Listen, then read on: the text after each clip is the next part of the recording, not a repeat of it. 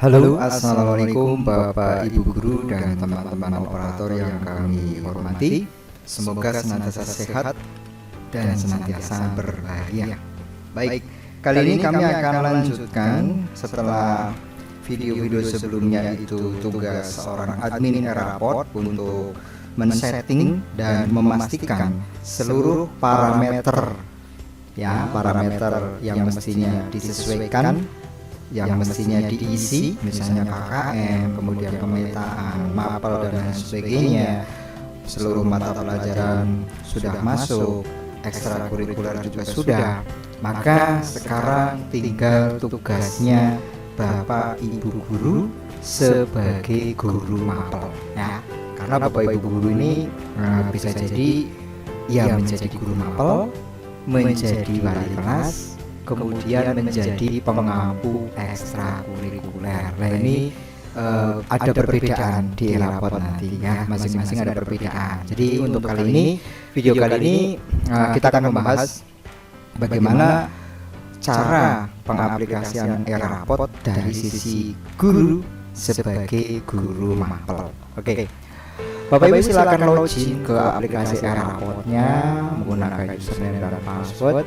Username-nya kalau Bapak Ibu guru PNS itu NIP ya, kalau non PNS itu nama dengan maksimal 18 huruf. Jadi kalau namanya lebih dari 18 huruf ya ditulis saja sampai dengan huruf ke-18, huruf kecil semuanya. Kemudian passwordnya silakan diketik.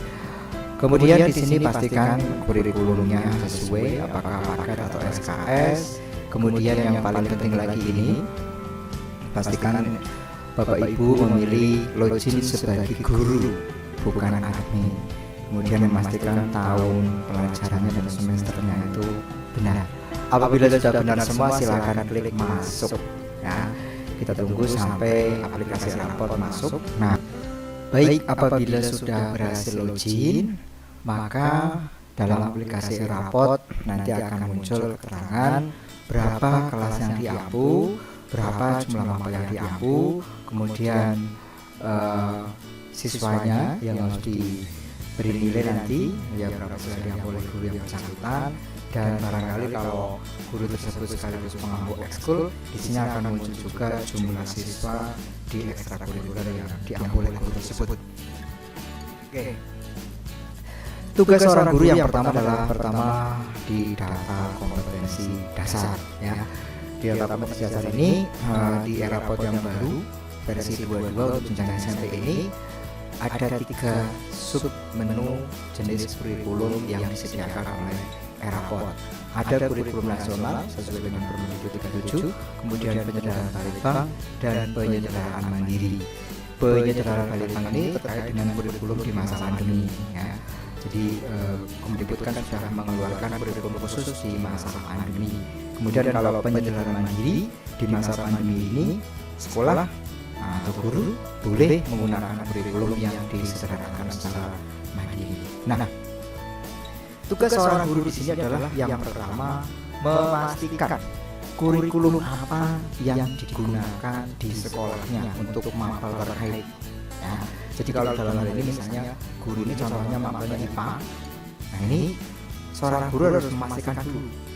Di sini harus dipastikan dulu hanya satu kurikulum yang aktif. Sekali lagi, hanya satu kurikulum yang aktif. Kita cek di kurikulum nasional, tombolnya berwarna merah. Kalau memang kita menggunakannya kurikulum nasional, di sini tombol berwarna merah ini kurikulum nasionalnya sedang aktif. Kalau kita klik seperti ini, ya, kita coba IPA, cek lagi di kurikulum nasional. Kemudian di sini tombolnya hijau, ini berarti kurikulum nasionalnya tidak aktif. Jadi sekali lagi, kalau tombolnya merah di sini berarti kurikulum terkait aktif. Kalau tombolnya hijau tidak aktif. Kita coba cek di penyederhanaan Balitbang. Nah, ini aktif kurikulumnya. Apakah sekolah menggunakan kurikulum ini? Kalau tidak, klik nonaktifkan. Oke, kita kembali ke IPA. Oke, kurikulum nasional sekarang hijau berarti tidak aktif. penyederhanaan Balitbank juga hijau, berarti tidak aktif. Penyederhanaan Mandiri juga hijau, ini berarti tidak aktif. Artinya di sini belum ada kurikulum yang diaktifkan. Kemudian mana yang diaktifkan? Ya tergantung sekolah itu menggunakan kurikulum yang mana. Kalau memang menggunakan penyederhanaan Mandiri, silakan aktifkan di tab kurikulum penyederhanaan Mandiri. Jadi sekali lagi kita cek di sini, mapel IPA, kurikulum nasional tombolnya hijau, penyederhanaan Balitbank tombolnya hijau, yang Mandiri juga tombolnya hijau. Ini berarti belum mengaktifkan kurikulum manapun. Kalau misalnya sekolah menggunakan kurikulum nasional, silakan aktifkan. Pilih mapelnya, kemudian aktifkan pada tombol aktifkan kompetensi dasar Permen 37 di tab kurikulum nasional. Kalau menggunakan penyederhanaan Balitbank, silakan aktifkan tombol di sini KD Balitbank. Kalau penyederhanaan Mandiri, silakan klik di sini. Contoh, sekolah saya menggunakan tetap kurikulum Permen 37, maka kita aktifkan di sini. Kita klik tombolnya, pastikan mapelnya benar, mapel IPA misalnya ya, kemudian aktifkan. Ya, kemudian di oke. Baik, kita coba cek lagi. Kurikulum nasional berwarna merah, berarti aktif. Penyederhanaan hijau, berarti tidak aktif. Penyederhanaan Mandiri hijau, juga tidak aktif. Artinya Bapak Ibu harus memastikan yang aktif hanya satu kurikulum yang berlaku di sekolah Bapak Ibu di masa pandemi ini. Jangan sampai tombol yang berwarna merah ini lebih dari satu. Ya, pastikan tombol yang berwarna merah ini hanya satu dan sesuai di kurikulum yang digunakan oleh Bapak Ibu. Contoh di sini kurikulum nasional yang kita aktifkan, dia berwarna merah. Penyederhanaan Balitbank berwarna hijau, tidak aktif. Penyederhanaan Mandiri berwarna hijau, tidak aktif karena sekolah ini menggunakan kurikulum nasional yang merah hanya satu. Oke. Kalau KD-nya sudah ditentukan, dicek sudah benar gitu ya. Itu nanti Bapak Ibu guru baru bisa melakukan penilaian. Dan satu hal lagi, kalau misalnya guru IPA dalam satu kelas itu dalam satu kelas paralel itu lebih dari satu, yang mengaktifkan ini hanya satu saja, yang mengatur KD ini satu saja. Tidak usah semuanya mengatur. Jadi misalnya guru IPA untuk kelas 8 di sekolah kami ada 2 orang misalnya, maka yang mengaktifkan KD ini hanya satu saja cukup. Maka guru IPA lain di kelas 8 itu sudah sesuai dengan yang diaktifkan oleh guru tersebut.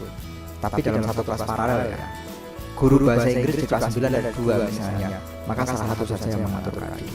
Guru bahasa Indonesia di kelas 7 ada 3 misalnya, maka cukup satu saja seorang guru yang mengaktifkan dan mengatur KD, gitu ya. Oke, kalau sudah kemudian kita ke rencana penilaian ya. Di sini ada 1, 2, 3, 4, 5. Ini harus diatur dulu semuanya sebelum Bapak Ibu nanti menginput data dan nilai. Jadi lakukan pengaturan-pengaturan ini urut dari atas, jangan loncat-loncat, untuk menjamin agar Bapak Ibu guru ketika menggunakan aplikasi Eraport ini berhasil atau sukses. Ya, oke. Kita ke rencana nilai pengetahuan terlebih dahulu. Kita klik, pilih kelasnya, misalnya 1 dulu. Dia kebetulan guru ini mengampu ada 6 kelas, ya. Kelas 7-nya 2 kelas, kelas 8-nya ini 4. Nah, kita di kelas 7-nya dulu misalnya. Mata pelajarannya IPA. Nah, Bapak Ibu isikan berapa jumlah penilaian yang telah dilaksanakan pada semester ini. Ya, dari sekian KD yang ada, itu Bapak Ibu melaksanakan berapa penilaian ini?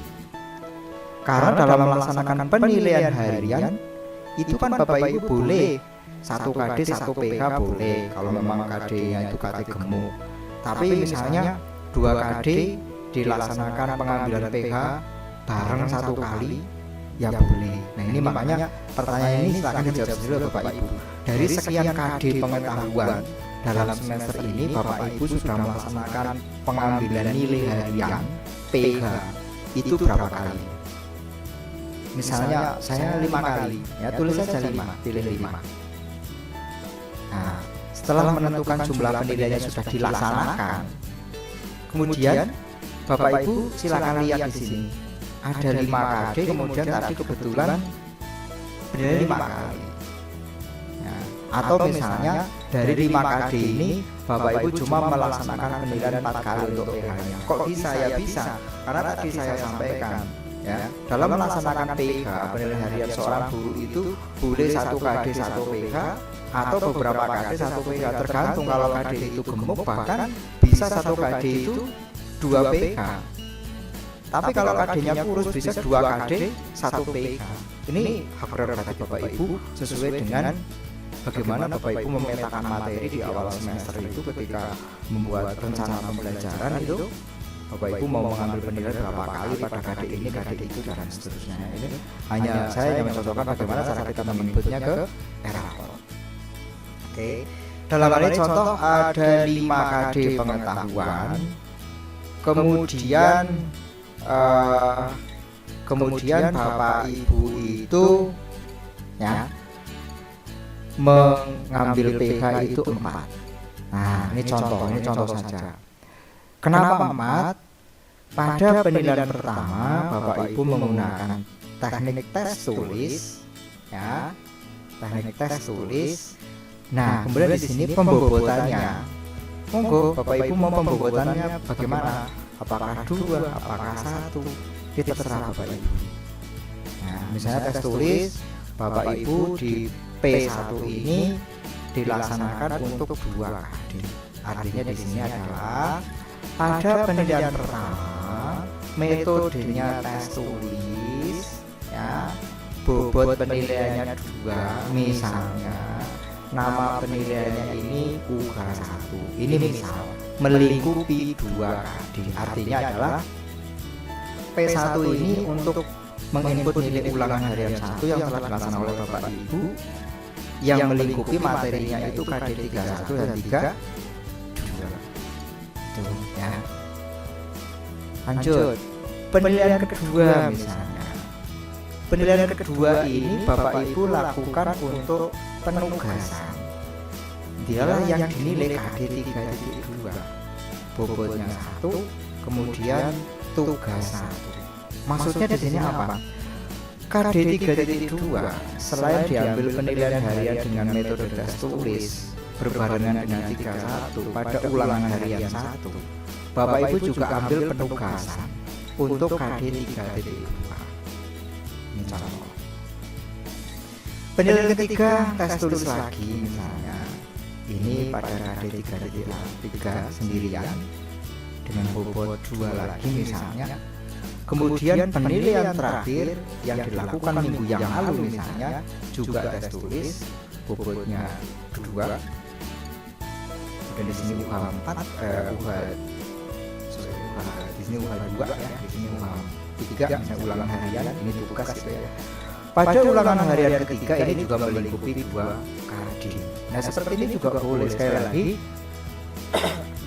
rapot ini hanya mengakomodir penilaian yang sudah Bapak Ibu lakukan ya, seperti ini.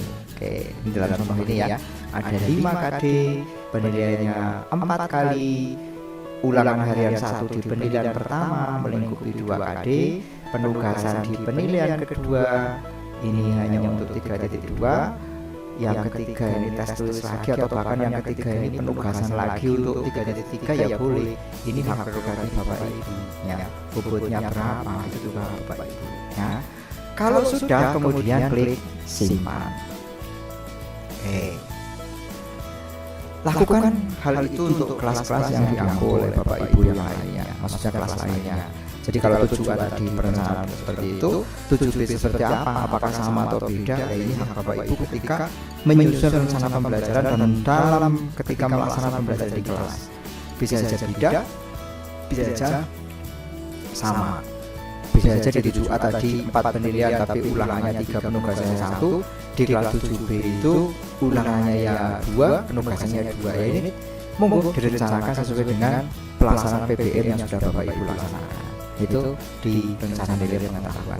Kalau memang penilaiannya sama, tinggal di copy saja ya, copy perencanaan dari 7A ke 7B misalnya, karena penilaiannya sama ya, kita copy dari kelas 7A, rencana penilaian 7A untuk mata pelajaran IPA dikopikan ke 7B. Ingat, kalau pengkopian harus satu level ya, nggak bisa dari kelas 7 dikopikan ke kelas 8, itu nggak bisa.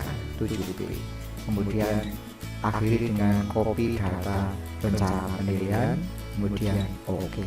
Nah itu, maka di 7B sudah direncanakan kalau memang penilaiannya itu sama, gitu ya.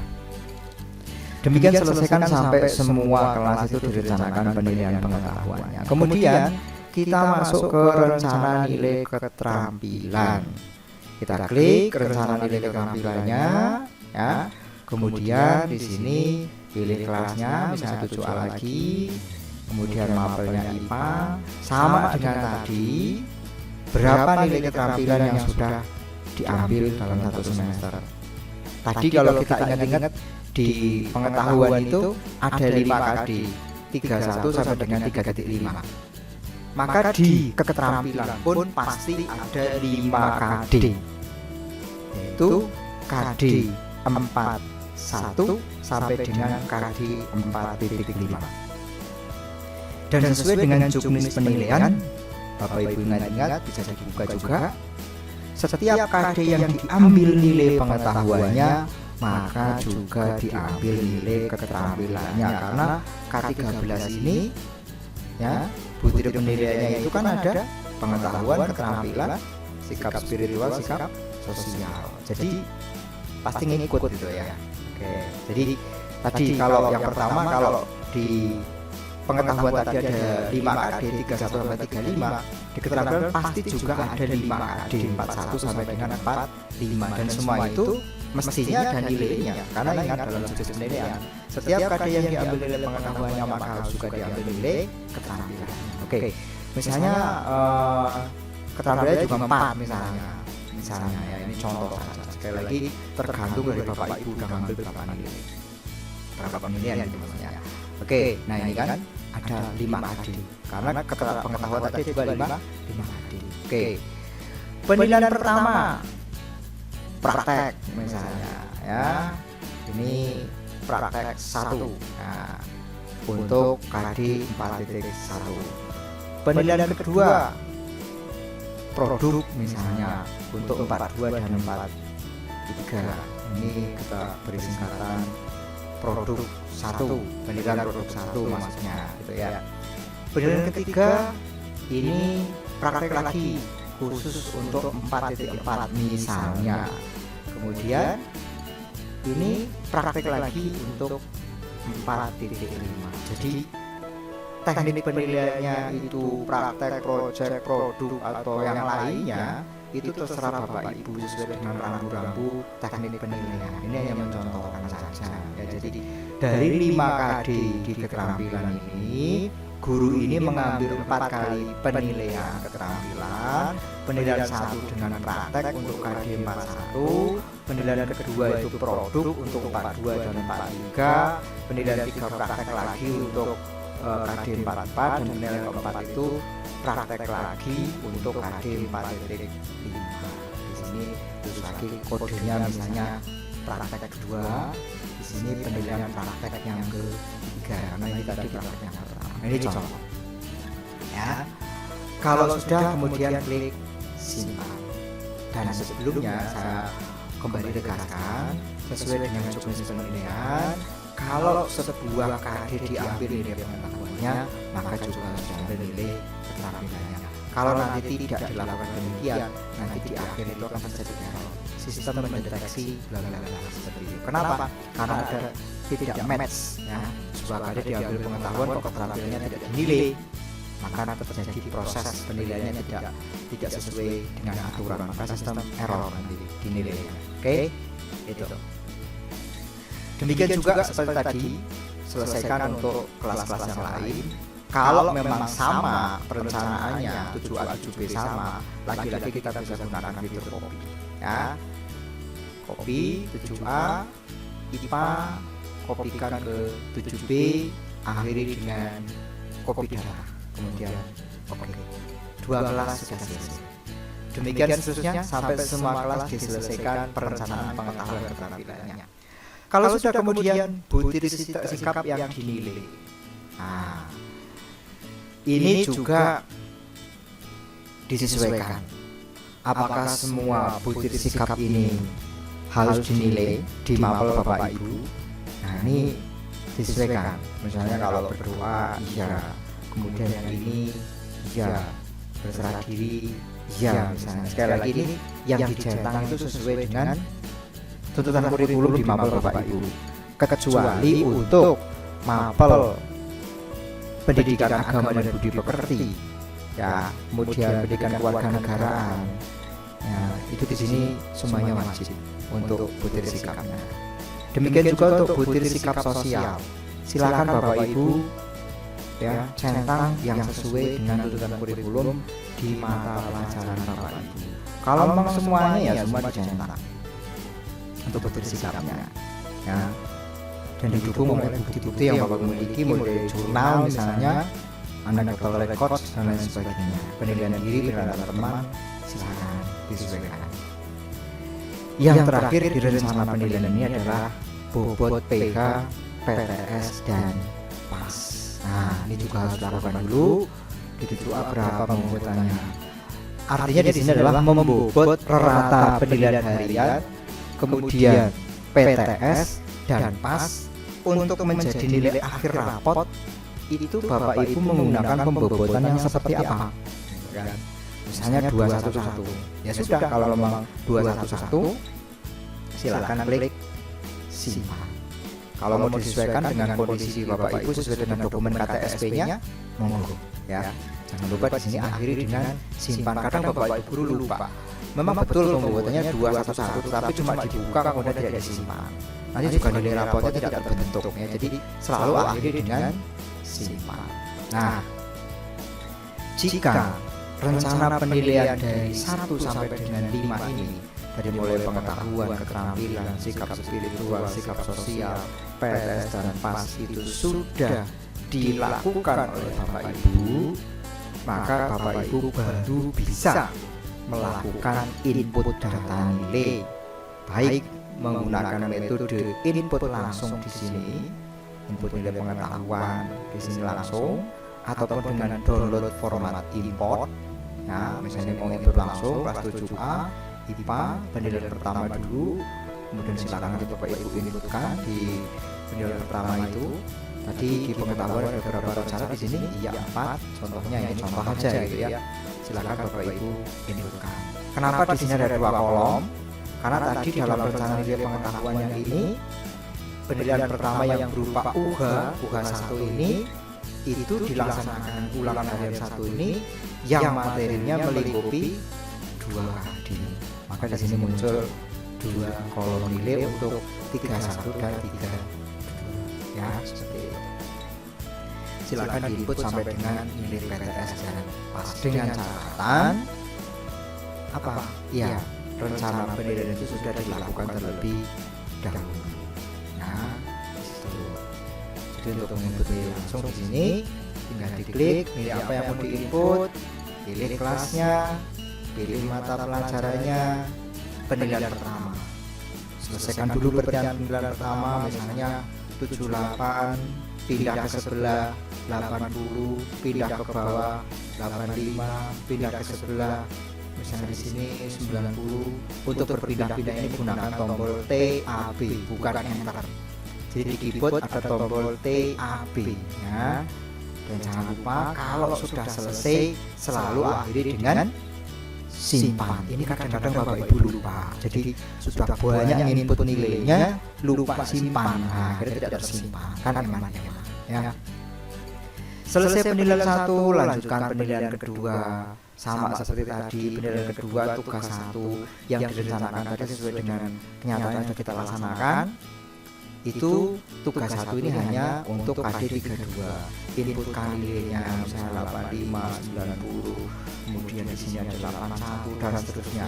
Sama, berpindah antar file juga menggunakan tombol TAB dan selalu akhiri dengan simpan. Demikian seterusnya sampai semua rencana penilaian dalam kelas tersebut selesai. Kalau 7A sudah selesai silakan ganti 7B, 7B sudah selesai silakan ganti kelas yang lainnya. Demikian seterusnya untuk nilai pengetahuan. Kemudian kalau ada remedi silakan di sini siapa yang remedi ya. pilih KD yang berapa yang diremedi itu ya. Nah, karena di sini belum diinput ya, belum diinput nilainya, jadi di sini tidak ada yang perlu diremedi. Kapan munculnya di sini?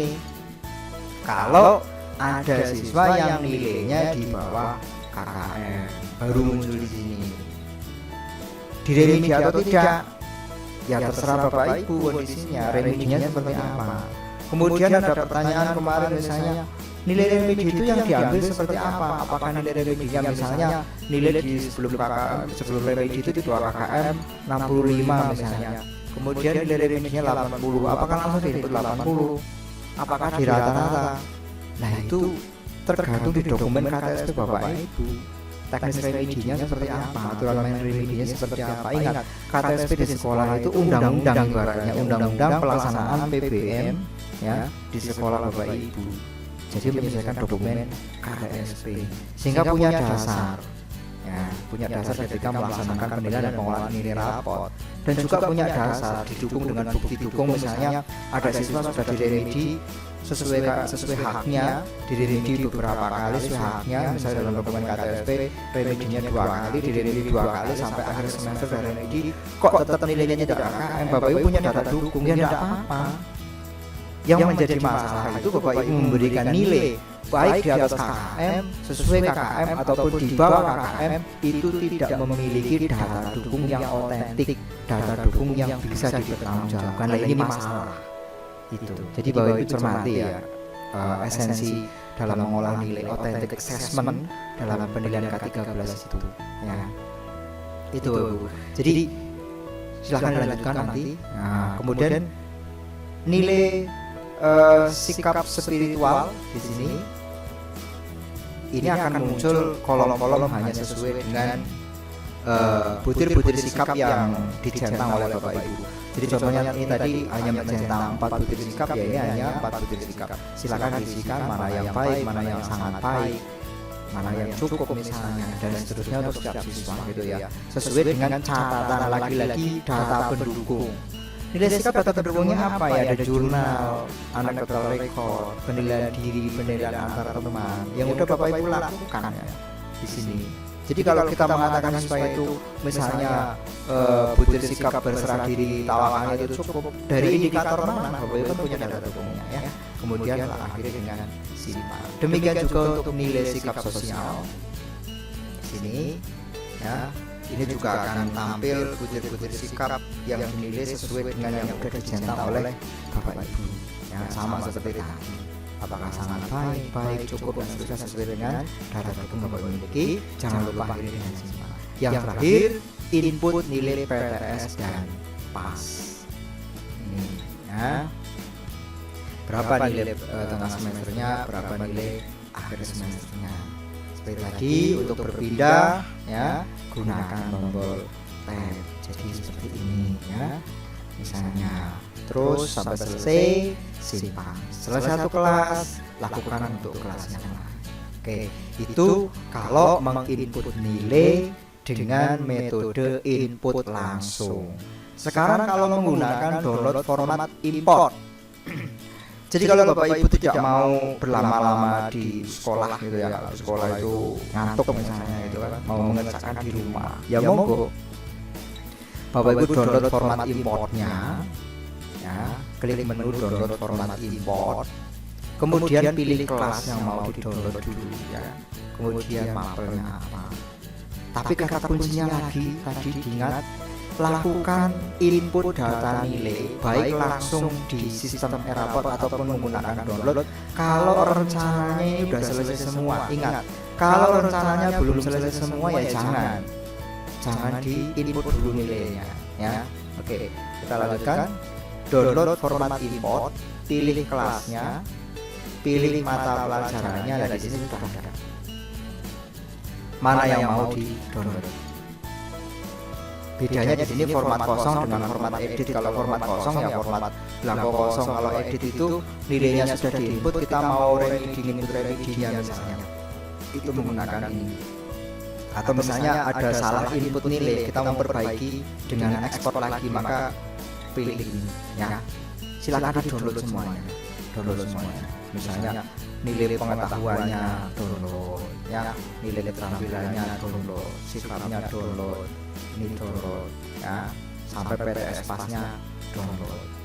Nanti di rumah hasil downloadan itu tinggal diisi dalam bentuk Excel seperti ini. Ini sudah ada kolom-kolomnya, ya. Ini format nilai pengetahuan kelas 7A karena kita baru download 7A tadi di sini ya, 7A gitu kan. Nama siswanya, jenis penilaiannya UH1, ya, untuk KD 31 dulu. Input 31 terus sampai selesai. Hati-hati di sini. Nah, 31 itu selesai di sini. Nah, kemudian di bawahnya ini ada 32. Lah kok 32 masih P1? Lah tadi kan di awal dalam contoh ini penilaian 1 yang merupakan ulangan harian 1 itu meliputi 2 KD kan gitu ya. Ya 31 32 ini contohnya. Selesai UH1. Nah, masuk penilaian kedua. Penilaian kedua ini berupa penugasan TG1, tugas 1 untuk KD 32. Jadi 32 itu dinilai 2 kali.